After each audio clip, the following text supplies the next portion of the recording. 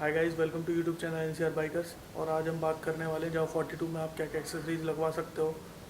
दोस्तों, अगर आप जावा 42 परचेज़ करते हो तो आप देखोगे उसमें ज़्यादा कोई एक्सेसरीज फिट नहीं आती हैं और बाकी आपको आफ्टर मार्केट एक्सेसरीज लगवानी पड़ती हैं। अगर एक्सेसरीज की बात करें जावा 42 में तो आपको इसमें साइड स्टैंड, मेन स्टैंड और सारी गार्ड मिल जाता है। बाकी आपको बाकी एक्सेसरीज आफ्टर मार्केट लगवानी पड़ते हैं।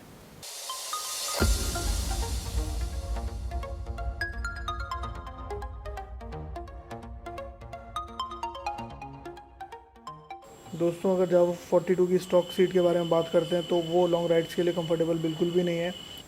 दोस्तों, सबसे पहले मैंने जावा 42 की सीट कस्टमाइज़ करवाई हुई है। सीट ये बिल्कुल रिप्लेस करवाई है।